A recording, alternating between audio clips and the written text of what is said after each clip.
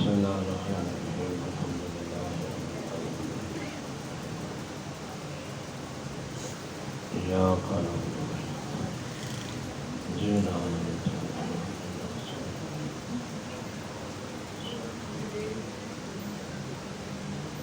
اللهم صل على محمد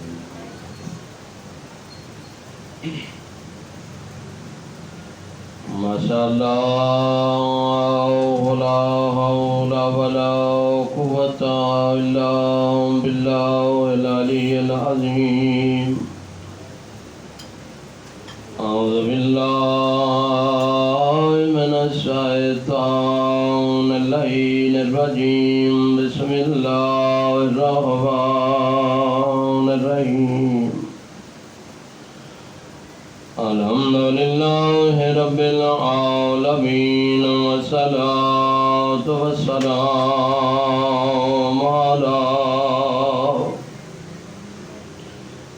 أشرف الأنبياء والمرسلين ورحمة للعالمين بالقاسم محمد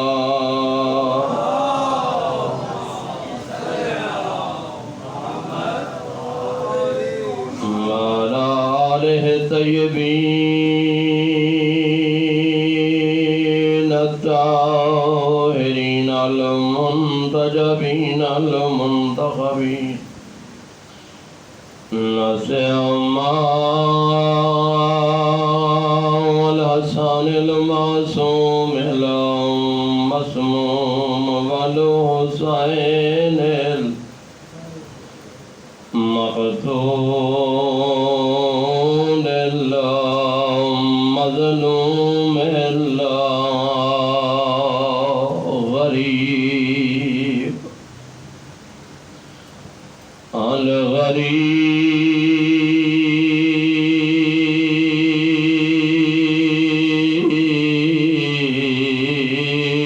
شہید کربلا بلا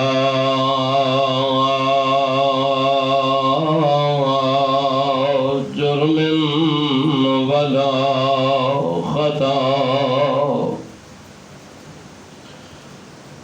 الذي قال في وقت وحدته وحين غربته هل من ناصر ينصرنا هل من مغيث يغيثنا وهل من ذاب يذبح عن حرم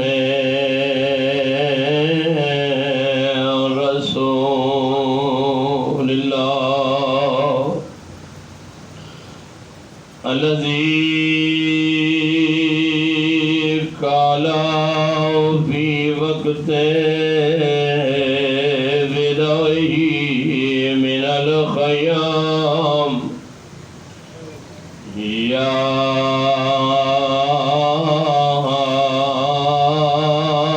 زينب يا أم كلثوم يا رقية ويا سكينة عليكنا مني سلام وابنه وليد في الخيام وهرمه وسيل من الكوفة والشام أما بعد فقد قال الله تبارك وتعالى في كتابه المجيد والفرقانه الحميد وقوله الحق بسم الله الرحمن الرحيم إنك لعلى خلق عظيم صلوات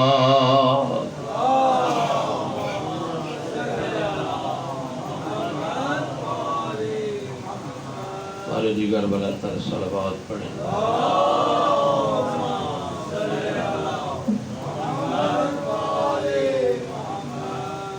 اپنے اپنے مقاصد کی مقبولیت کے لیے بلند آواز سے درود پڑھیں۔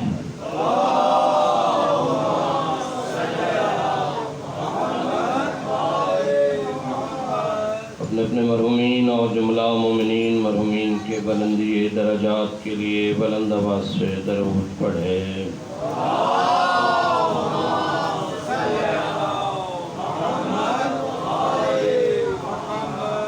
پہلے دعا کرتا ہوں کہ مولا کائنات آپ مومنین کی یہ جلیل القدر عبادت اپنی بارگاہ میں قبول فرمائے۔ جتنا دور و نزدیک سے آپ تشریف لائے ہیں مولا ہر قدم پر آپ کے صغیرہ کبیرہ گناہ معاف فرمائے۔ بانیان کا اہتمام آپ مومنین کی شرکت مجاہدین کی شرکت کارواں کا اپنی بارگاہ میں قبول فرمائے۔ ان تمام دعاؤں کی قبولیت کے لیے مل کے صلوات پڑھیں۔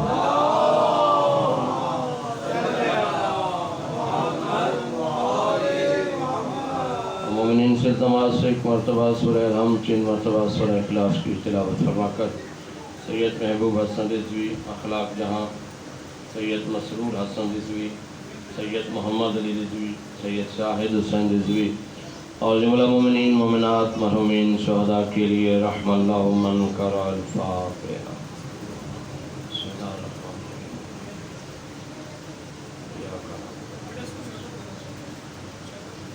غیر المغضوب علیہم ولا الضالین اللہ الصمد لم یلد ولم یولد اللہم صل علی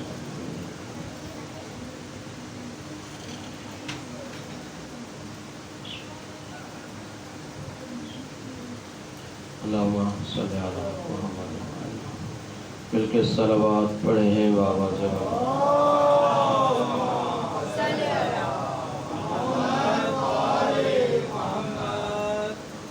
حضرت گرامی قادر سالانہ مجلس اعزاز، میں نے آپ کی خدمت میں جس آیہ مجیدہ کو تلاوت کیا ہے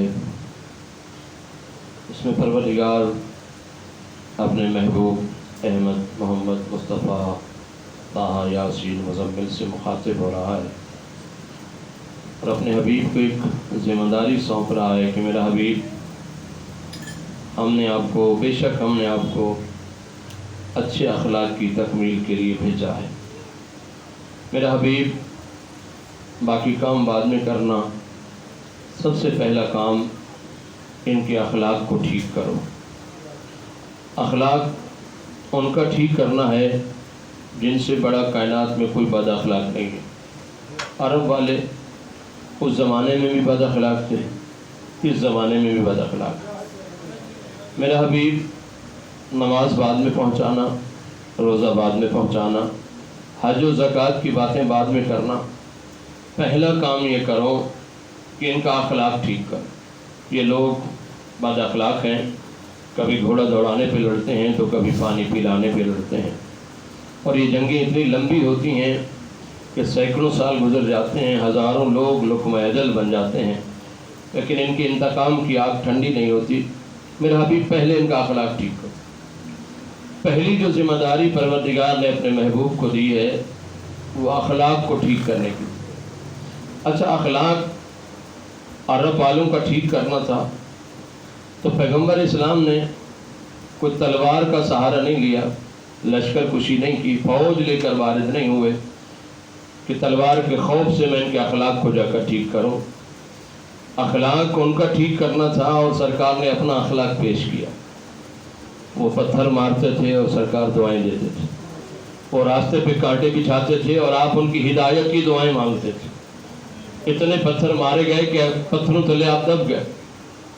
حضرت جبرائیل نے آ کے پتھر ہٹائے اور کہا سرکار اگر آپ حکم دیں تو یہ طائف کی پہاڑیاں اٹھا کے ان پر پھینک دوں اور یہ تباہ و برباد ہو جائیں۔ پیغمبر اسلام نے فرمایا نہیں جبرائیل، وہ مجھے جانتے نہیں ہیں، میری معرفت نہیں رکھتے۔ اور پھر دعا کے لیے ہاتھ بلند کیے، میرا اللہ انہیں میری معرفت عطا فرما، جب ان کو میری معرفت حاصل ہو جائے گی تو پھر یہ ایسی حرکتیں نہیں کریں۔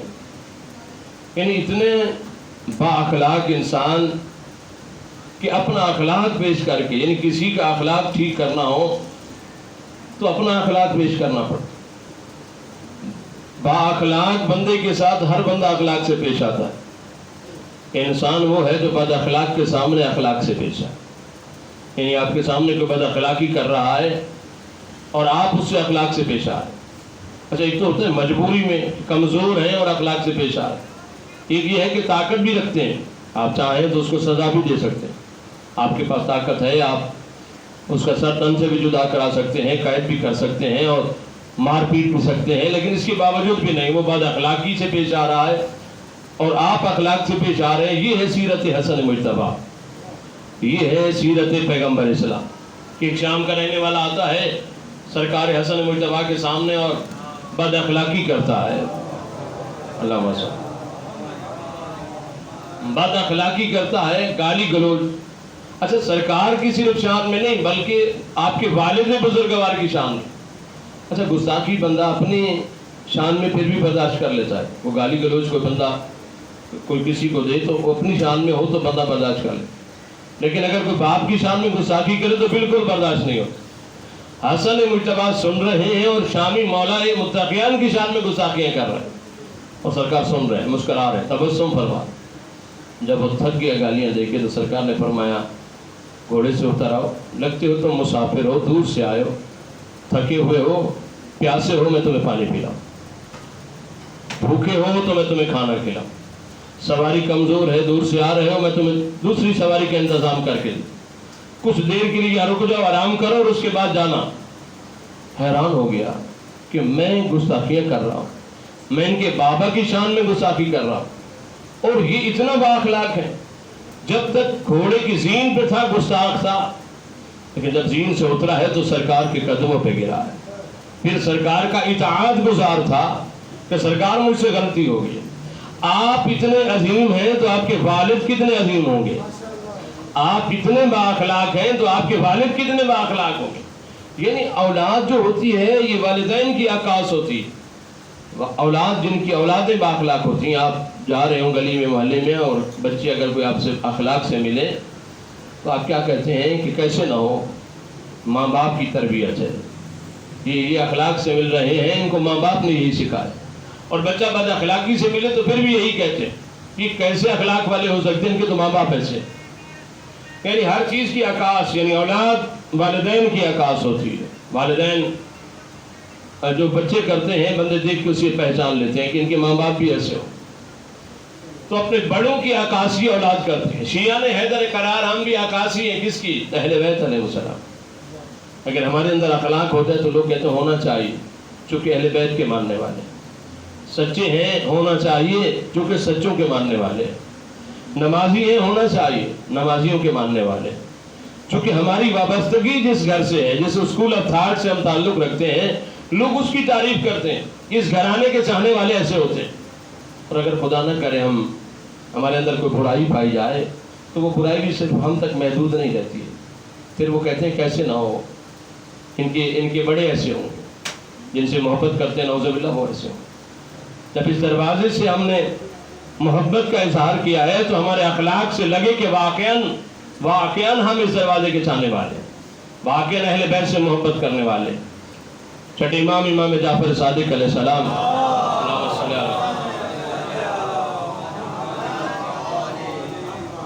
سرکار کے پاس ایک بندہ ہے، اس نے کہا سرکار میں تبلیغ پہ جا رہا ہوں، لوگوں کو تبلیغ کرنے، کوئی ٹپس دیجئے، کچھ بتائیے سرکار میں کس انداز سے لوگوں کو دین کی طرف بلاؤں، لوگوں کو پیغام دو، کچھ ہدایات. تو سرکار نے ایک بہترین خوبصورت بات کی کہ سرکار نے فرمایا تمہیں زبان سے کسی کو نہ بلانا پڑے، تمہارا کردار ایسا ہو کہ لوگ خود بخود آنا شروع ہو جائے. یعنی زبان سے نہ کہنا پڑے کہ تم یہ کرو، بلکہ تمہارا اخلاق ایسا ہو، تمہارا کردار ایسا ہو، تمہاری گفتگو ایسی ہو، تمہاری سیرت ایسی ہو کہ لوگ خود بخود تمہارے قریب آئیں. تو یہ حقیقت بات ہے کہ زبان سے نہ کہنا پڑے، اخلاق سے قریب آئیں گے تو اس کی بات کچھ اور ہے. پیغمبر اسلام نے یہی طریقہ اپنایا. سرکار نے ان کا اخلاق ٹھیک کرنے کے لیے خود کو پیش کر دیا، خود کا اخلاق پیش کیا. ایک گلی سے گزرتے ہیں اور ایک عورت کوڑا پھینکتی ہے، بڑا مشہور واقعہ ہے. سرکار پھر بھی اسی گلی سے جاتے ہیں. جناب خدیجہ الکبریٰ نے کہا سرکار آپ اس گلی سے نہ جایا کریں، جس گلی سے آپ گزرتے ہیں اور وہ عورت جو ہے وہ کوڑا پھینکتی ہے، آپ دوسری گلی سے چلے جائیں، راستہ بدل لیں۔ سرکار نے فرمایا خدیجہ میں اپنے راستے بدلنے نہیں آیا، میں ان کے راستے بدلنے آیا ہوں۔ میں نے صحیح راستے کا انتخاب کر لیا ہے، اب مجھے اپنا راستہ نہیں بدلنا، مجھے اسی راستے پہ چلنا ہے۔ اور اسی راستے پہ چلتے ہوئے خدیجہ میں تمہیں سلمان و ابو ذر اور مقداد پیدا کر کے نہ دکھاؤں تو مجھے محمد نہ کہنا۔ اسی راہ پہ چلوں گا، اسی راستے سے چلوں گا۔ گئے اسی راستے سے جاتے ہیں، ایک دن پتہ چلا آپ گئے ہیں اور کوڑا پھینکنے والی آئی نہیں۔ پوچھا کہاں گئی ہے؟ لوگوں نے بتایا سرکار بیمار ہے۔ آپ کا تو مجھے پتہ نہیں، اگر میں ہوتا تو میں کہتا بہت اچھا ہوگا۔ بیمار تو پڑی، مجھے روزانہ تنگ کرتی تھی، لیکن رحمت للعالمین تھے، انہوں نے اسے اچھا نہیں سمجھا۔ سرکار اس کے گھر تشریف لے گئے۔ سرکار کا چہرہ جب اس نے دیکھا تو وہ کانپنے لگی۔ روپ تھا، جمال تھا، جلال تھا، جمال بھی تھا، جلال بھی تھا۔ وہ کانپنے لگی کہ آج تو مجھے کوئی نہیں بچا سکتا، اکیلی بھی ہوں اور روزانہ میں تنگ کرتی تھی، آج مجھے کوڑا اٹھائیں گے اور یہ میں نے کوڑا پھینکا تھا اور یہ کوڑے ماریں گے۔ لیکن اس وقت وہ حیران ہو گئی کہ جب رحمت للعالمین نے جھاڑو اٹھایا اور اس کے گھر کی صفائی شروع کر دی۔ رحمت للعالمین پیغمبر اسلام نے، عام ہستی کی بات نہیں، سرکار دو عالم نے۔ سرکار کے پانی کا اہتمام کیا، پانی لے کر آئے، اس زمانے کی جو دوائیاں جڑی بوٹیاں جو بھی ہوں گی لائے، کہا یہ لو دوائی کھاؤ اور یہ لو پانی پی لو۔ کہتے سرکار آپ اتنے عظیم ہیں، میں نے آپ کو تکلیف دی، میں نے آپ کو پریشان کیا، آپ میرے لیے دوائی کا اہتمام کر کے لائے، پانی لے کر آئے، آپ اتنے عظیم ہیں تو پہلے مجھے کلمہ پڑھائی، آپ اتنے عظیم ہیں تو وہ اللہ کتنا عظیم ہوگا جس کے آپ نمائندے بن کر آئے ہیں، جس نے آپ کو اپنا نبی، اپنا پیغمبر، اپنا رسول بنا کر بھیجا، وہ کتنا عظیم ہوگا۔ پہلے مجھے کلمہ پڑھائیے، پھر میں پانی پیوں گی، پھر میں دوائی کھاؤں گی۔ یعنی جب تک وہ کافرہ نبی کو اپنے جیسا سمجھتی رہی، کافرہ رہی، اپنے سے بہتر سمجھا تو مسلمان ہو گئی۔ صلوات پڑھیے گا مل کے بابا زبان۔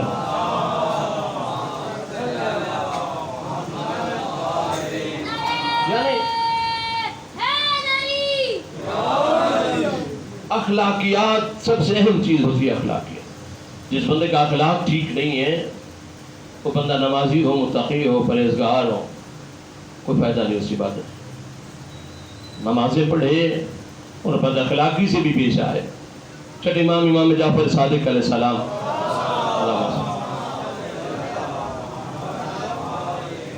سرکار کے پاس ایک بندہ، اس نے کہا سرکار وہ نماز تو برے کاموں سے روکتی ہے نا، قرآن میں ہے کہ ان الصلاۃ تنہی عن الفحشاء والمنکر، نماز برے کاموں سے روکتی ہے۔ سرکار نے فرمایا بالکل ہے۔ کہا سرکار میں اتنے عرصے سے نماز پڑھ رہا ہوں لیکن برائی سے مجھے نماز نے نہیں روکا ہے۔ نماز بھی پڑھ رہا ہوں، غیبت بھی کر رہا ہوں، نماز بھی پڑھ رہا ہوں اور جھوٹ بھی بول رہا ہوں، نماز پڑھ رہا ہوں اور تکبر بھی ہے، غرور بھی ہے، ساری چیزیں اور نماز بھی پڑھ رہا ہوں۔ سرکار مجھے نماز نے منع نہیں کیا برے کاموں سے۔ ہم نے خوبصورت جواب دیا۔ مولا نے فرمایا تو وہ نماز پڑھ ہی نہیں رہا جو برے کاموں سے روکتی ہے، تو وہ نماز نہیں پڑھ رہا۔ جب وہ تو نماز پڑھے گا جو برے کاموں سے روکتی ہے تو تیرے اندر تکبر نہیں رہے گا، غرور نہیں رہے گا۔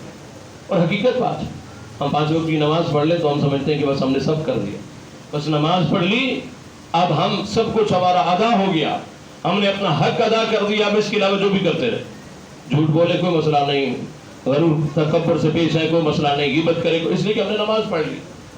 یعنی میں نے ایسے نمازیوں کو بھی دیکھا کہ مسجد سے نکلتے نا نماز پڑھ، چبوترے پہ بیٹھے ہوئے بندے کو سلام نہیں کرتے، یہ ہم نماز پڑھ کے آ رہے ہیں، بیکار باہر بیٹھا ہوا، یعنی وہ کافر ہے، وہ مشرک ہے، یعنی ہم نے پڑھ لی ہے، اس نے کیوں نہیں پڑھی ہے؟ بھائی اس کا مطلب یہ نہیں کہ آپ نے پڑھی اس نے نہیں پڑھی تو وہ کافر ہو گیا۔ کمال تو یہ کہ اس کے پاس جا کر بیٹھ جاؤ اور اسے کہو کہ اتنی دیر سے یہاں بیٹھے ہوئے ہو، اگر 2 رکعت نماز پڑھ لیتے تو اچھا ہوتا، ساری رات شب بیداری میں جاگتے رہے ہو، ابھی آ گئے ہو واپس تو 2 رکعت نماز پڑھ کے جا کے سو جاؤ، تو دونوں اللہ کا حق بھی ادا ہو جائے گا، حسین کا حق بھی ادا ہو جائے گا۔ ساری رات تو جاگتے ہی رہے ہو نا، اب 2 رکعت نماز فجر کی پڑھ کے سو جاؤ۔ اگر جا کر اسے کہہ دیا جائے یہ بہتر ہے یا اسے سلام کیے بغیر گزر جائے بندہ کہ اس ایسے ماتمی کا کیا فائدہ ہے، ایسے نمازی کا کیا فائدہ، ایسے جو ہے انور خان کا کیا فائدہ جو نماز نہیں پڑھتا اور اسے سلام بھی نہ کرے اور چلے جائے، یہ اچھا نہیں۔ اچھا یہ ہے کہ ساتھ بیٹھ جائے۔ عزیزان محترم، غرور اور تکبر، نماز غرور کو ختم کرتی ہے، تکبر کو ختم کرتی ہے۔ مولا کے پاس ایک بندہ آیا امام صادق کو، سرکار وہ میرے اندر سے غرور ختم نہیں ہو رہا، تکبر ختم نہیں ہو رہا، ہر وقت نماز بھی پڑھ رہا ہوں، عبادتیں بھی کر رہا ہوں، دعائیں بھی مانگ رہا ہوں، لیکن تکبر نہیں جا رہا، غرور میرے اندر سے نہیں جا رہا۔ تو امام نے فرمایا کہ با جماعت نماز ادا کرو، جا کے با جماعت نماز ادا کرو، مسجد میں جا کر با جماعت نماز پڑھو، پچھلی صفوں میں جا کر۔ اس نے کہا مولانا یہ بات تو ٹھیک ہے کہ نماز جماعت کے ساتھ پڑھو، لیکن پچھلی صف میں پڑھو یہ مجھے سمجھ نہیں آ رہا۔ نماز با جماعت پڑھو پچھلی صفوں میں جا کر، یہ کیا مطلب ہے؟ مولانا نے فرمایا جب پچھلی صف میں تو کھڑا ہوگا اور جماعت کی نماز ہو، سجدے میں جاؤ گے، کسی مومن کے پاؤں کے تلوے ہوں گے، تمہاری پریشانی ہوگی، تمہیں اپنی اوقات کا پتہ چل جائے گا، تمہارا غرور وہیں خاک میں مل جائے گا، وہیں تمہیں پتہ چل جائے گا کہ کوئی تو ہے جس کے سامنے مجھے بھی جھکنا پڑ رہا ہے، کوئی تو ہے جس کے سامنے میری پریشانی جو ہے وہ سجدے میں جا رہی ہے۔ عزیزان محترم، نماز غرور کو توڑتی ہے، اور اگر بندہ غرور بھی ہے، تکبر بھی اور نماز بھی پڑھ رہا ہے تو اس کا مطلب ہے وہ نماز نہیں پڑھی جا رہی جو پڑھنی چاہیے، جو برے کاموں سے روکتی ہے وہ نماز نہیں پڑھتا۔ غرور اور تکبر بھی ہے اور لوگوں کی دل آزاری بھی ہو رہی ہے، لوگوں کا دل بھی دکھایا جا رہا ہے، غیبت بھی کی جا رہی ہے، تو پھر اس نماز کا کیا فائدہ؟ وہ صرف ٹکرے تو ہو سکتے نماز نہیں سے۔ نماز ویسی پڑھے جو برے کاموں سے روکتی، جس سے انسان نہ تو غیبت کرے، نہ جھوٹ بولے، نہ چوری کرے، نہ کسی کی دل آزاری، حوصلہ شکنی یا کتنی کرتے ہیں دن میں، صبح سے لے کر شام تک، صبح 6 بجے سے لے کر شام 6 بجے تک یا 7 بجے تک کا محاسبہ کریں کہ صبح سے لے کر شام تک ہم نے لوگوں کا دل بہلانے والا کام کتنا کیا ہے، لوگوں کا دل دکھانے والا کام کتنا ہے صبح سے لے کر شام تک۔ اگر ہم آپس میں اس کو کمپیئر کریں تو میرے خیال میں دکھانے والے زیادہ ہوں گے، بہلانے والے کام کم ہوں گے، زیادہ وہی ہوں گے جس سے ہم نے لوگوں کو تکلیف پہنچائی ہوگی، لوگوں کی دل آزاری کی ہوگی۔ حضور سرور کائنات حضرت محمد مصطفیٰ صلی اللہ علیہ وسلم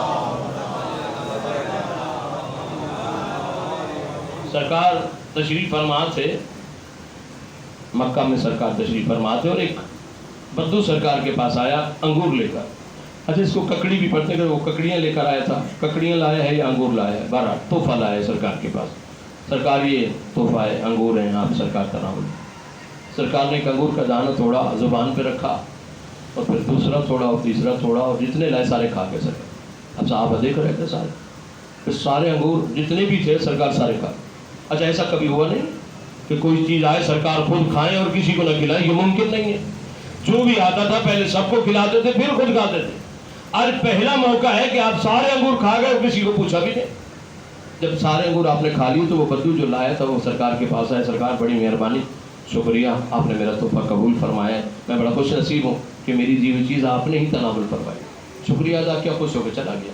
اب صحابہ کرام جو بیٹھے تھے وہ بولے سرکار پہلے تو کبھی ایسا نہیں ہوا، آپ کی زندگی میں پہلے کبھی ایسا ہوا ہی نہیں کہ جو بھی چیز آئے آپ پہلے سب کو دیتے، بچ جائے تو خود کھاتے ورنہ آپ خود کھاتے نہیں۔ پہلا موقع ہے کہ آپ نے خود کھایا اور کسی کو پوچھا تک نہیں۔ سرکار کے انگور بہت زیادہ اچھے تھے، بہت زیادہ میٹھے تھے۔ سرکار نے فرمایا میٹھے نہیں تھے، کڑوے تھے، میٹھے نہیں تھے، کھٹے تھے، کھانے کے قابل نہیں تھے۔ میں نے ایک انگور کھایا تو کھٹا لگا، تو میں نے پھر دوسرا کھایا وہ بھی کھٹا لگا، میں تھوڑے تھوڑے کار کے کھا گیا اور چہرے سے محسوس نہیں ہونے دیا کہ میں کھٹے انگور کھا رہا۔ کہا اگر میں تقسیم کرتا تمہیں دیتا، جب تم اپنی زبان پہ رکھتے تو تھو تھو کر کے زمین پہ پھینکتے، وہ جو تحفہ لایا اس کی دل آزاری ہوتی، جو میرے لیے لایا ہے اس کا دل ٹوٹ جاتا۔ میں نہیں چاہتا تھا کسی کا دل ٹوٹے، میں نہیں چاہتا تھا اس کی دل آزاری ہو، اس لیے میں نے خود تکلیف برداشت کی، مگر اس کا دل یعنی ایک بدو کا دل بھی نہیں توڑنے دیا کہ وہ خوش ہو کے جائے تو تحفہ لائے۔ اب اندازہ فرمائیے کہ ہم روزانہ کتنے لوگوں کے دل توڑتے ہیں، کتنے لوگوں کی دل آزاریاں کرتے ہیں، کتنے لوگوں کو پریشان کرتے ہیں۔ ان سیرت پیغمبر یہ نہیں ہے، سیرت مصطفیٰ یہ نہیں ہے۔ اخلاقیات جو ہوتی ہیں وہ کچھ اور ہوتی ہیں۔ پھر کہہ رہا ہوں کہ اگر اخلاق ٹھیک نہیں تو کسی عبادت کا کوئی فائدہ۔ ایک صحابی کے بارے میں ملتا ہے، اس کا انتقال ہو گیا سرکار کی زندگی میں انتقال ہو گیا۔ سرکار نے ان کی تدفین میں بھی شرکت کی۔ تدفین کے بعد سرکار واپس آئے تو صحابی کی والدہ آئیں سرکار کے پاس، سرکار میرا بیٹا بڑا خوش نصیب اس دنیا سے گیا، آپ نے تکفین اور تدفین میں شرکت فرمائی، میرا بیٹا جنت میں ہوگا۔ آپ نے فرمایا نہیں، اس پہ فشار قبر ہو رہا ہے۔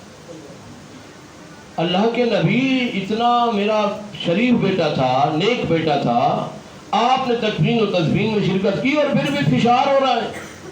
یعنی نیک تھا تو سرکار اس کی تکفین میں گئے، تدفین میں گئے، اگر برا ہوتا تو سرکار قدر نہ جاتے، یقیناً اچھا ہوگا، اس لیے سرکار گئے۔ اس کے باوجود بھی فشار ہو رہا ہے۔ حیران ہو گئے سرکار کون سا ایسا گناہ ہے جو معاف نہیں ہوا کہ اب بھی اس پہ فشار ہو رہا ہے؟ پتہ سرکار نے کیا کہا؟ سرکار نے فرمایا وہ نیک تھا مگر اپنے گھر والوں کے ساتھ بد اخلاقی سے پیش آتا تھا، باہر والوں سے نہیں، گلی کوچے محلے والوں سے نہیں، باہر تو بڑے اخلاق کے چرچے تھے اس کے، گھر والوں سے بد اخلاقی سے پیش آتا تھا۔ یعنی بہت سارے لوگ ایسے ہوتے ہیں باہر بڑے مشہور ہوتے ہیں، گلی میں جائیں تو اتنا اخلاق سے پیش آتے ہیں، تبسم فرماتے ہیں کہ چرچے ہوتے ہیں، ماشاءاللہ سبحان اللہ، مولوی صاحب بڑے اخلاق والے۔ مزہ تو یہ ہے نا گھر میں بھی وہ اخلاق ہو، لطف تو یہ ہے نا گھر والے بھی کہیں کہ واقعی نہیں اخلاق والا۔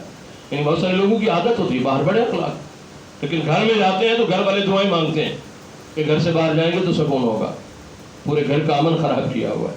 تو یعنی گھر والا اپنے بیوی بچوں کے ساتھ بد اخلاقی سے پیش آ، کسی سے کوئی سیدھے منہ بات ہی نہ کر۔ سرکار نے فرمایا یہ باہر والوں سے نہیں، گھر والوں سے بد اخلاقی سے پیش آتا ہے۔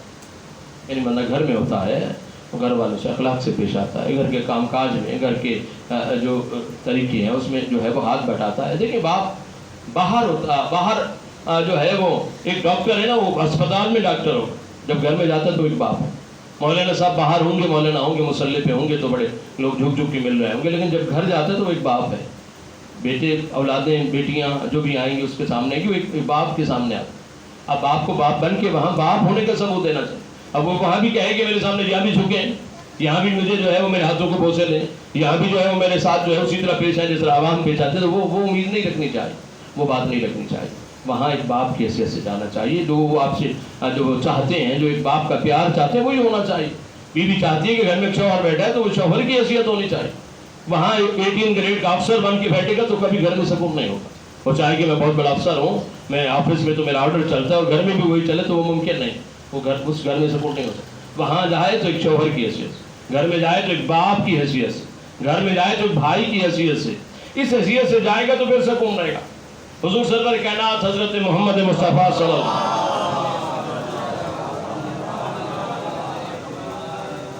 وسلم، زیادہ بور تو نہیں ہو رہے ہیں؟ سلوات پڑھ لے مل کے بابا سے۔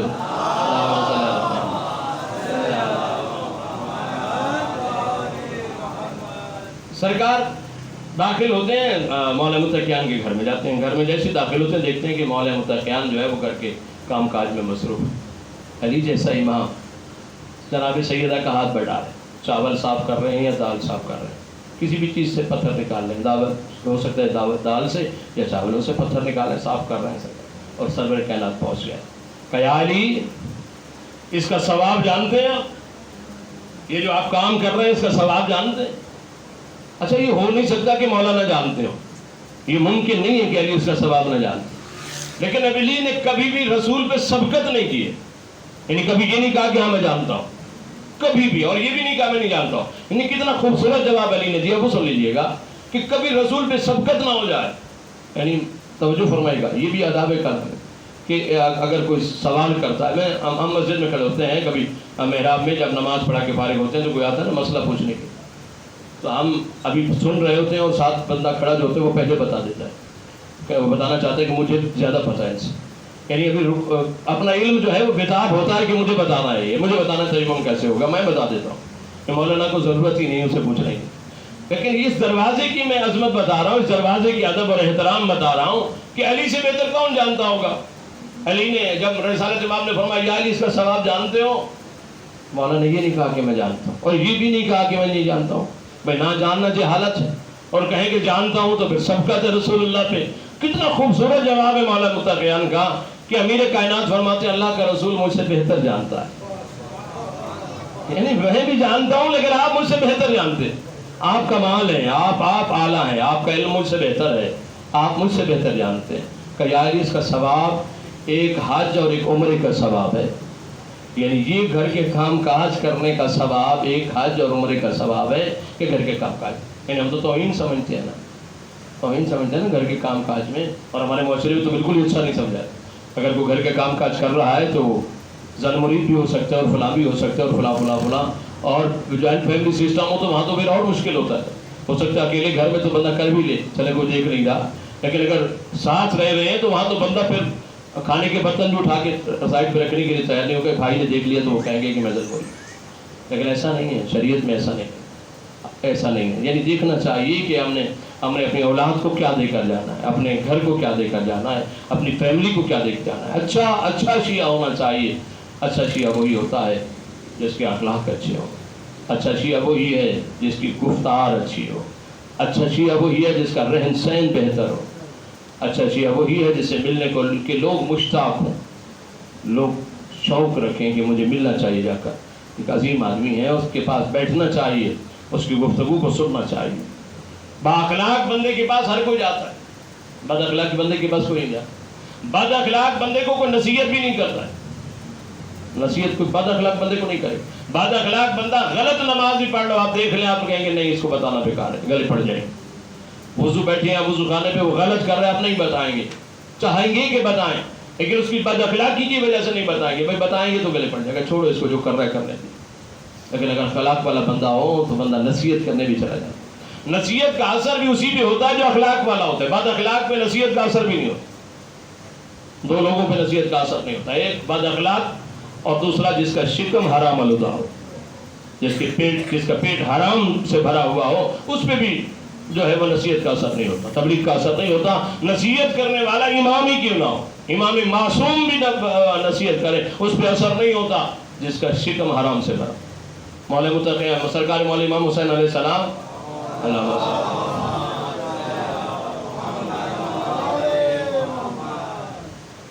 سرکار جب عاشور کے دن یعنی جنگ شروع ہونے سے پہلے سرکار نے بہت بڑا خطبہ دیا تھا. آپ ایک اونٹ پہ سوار ہو کے گئے تھے, گھوڑے پہ نہیں گئے, گھوڑے جنگ کی علامت ہے, تو سرکار اونٹ پہ سوار ہو کر گئے تھے امن کا پیغام لے کر.